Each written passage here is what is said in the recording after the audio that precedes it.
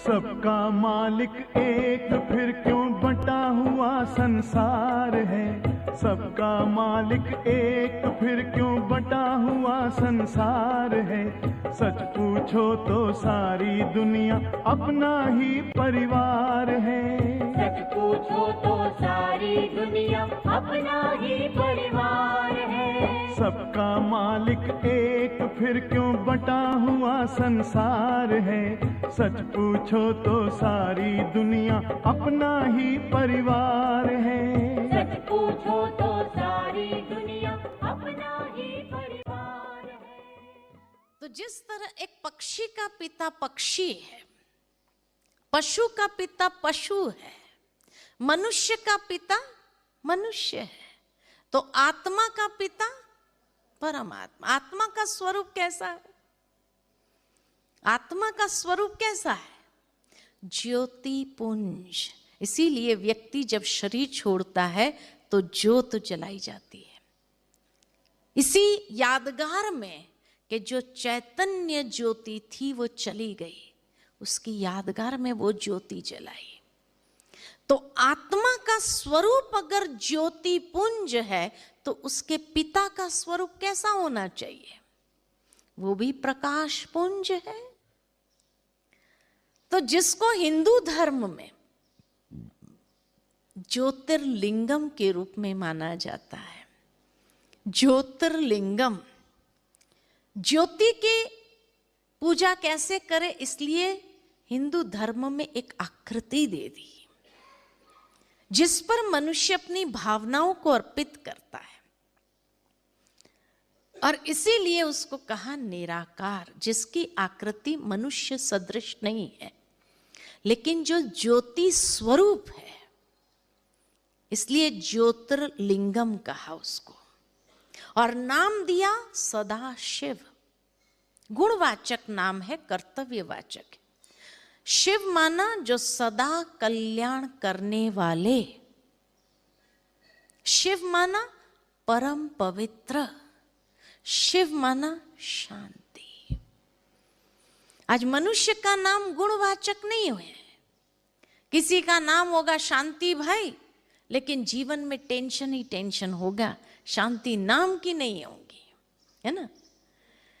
किसी का नाम होगा त्रिभुवन और झोपड़ा भी नहीं है, त्रिभुवन। हाँ, तो मनुष्य का नाम गुणवाचक नहीं है, लेकिन परमात्मा का नाम भी गुणवाचक है।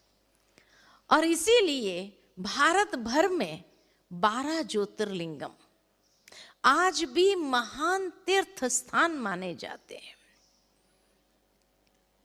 कई बार मनुष्य जब 4 धाम की यात्रा करता है, चारों धाम शिव के मंदिर होते हैं। नॉर्थ, साउथ, ईस्ट, वेस्ट, चारों दिशा में उसकी पूजा होती है। देवताओं की पूजा स्टेट वाइज हो गई है ना। नॉर्थ में जाएंगे श्री राम श्री कृष्ण की पूजा अधिक मिलेगी, लेकिन साउथ में चले जाओ तो श्री वेंकटेश बालाजी की पूजा मिलेगी। तो कलकत्ता चले जाओ काली पूजा, दुर्गा पूजा मिलेगी। तो गुजरात महाराष्ट्र में जाओ गणेश पूजा मिलेगी। तो तमिलनाडु में जाओ मुर्गन की पूजा, कार्तिकेय की पूजा मिलेगी। तो देवताओं की पूजा स्टेट वाइज हो गई, लेकिन परमात्मा की पूजा सारे भारत भर में है।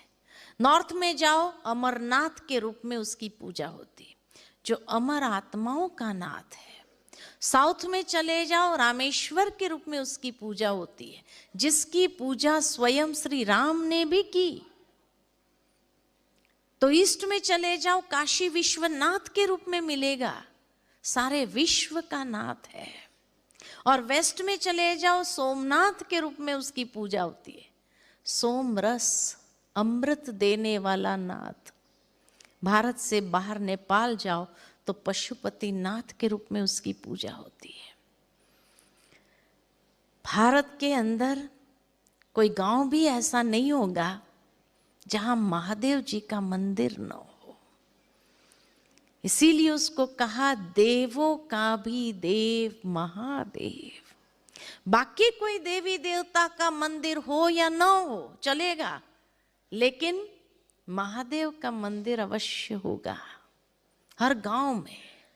इसीलिए जब शिव के मंदिर की स्थापना होती है और उस समय शिवलिंग की प्राण प्रतिष्ठा जब करनी होती है, तो शिवलिंग को द्वार से नहीं लाया जाता है।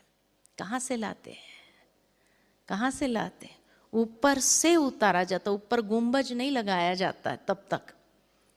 ऊपर से उस प्रतिमा को उतारा जाता है, क्योंकि परमात्मा एक ही है जो इस संसार में अवतरित होते हैं। इसीलिए उसको द्वार से नहीं लाते हैं। भक्ति में भी कितना सुंदर यादगार है कि एक परमात्मा ही अवतरित होते इस संसार में, उसके बाद गुंबज लगाया जाता है।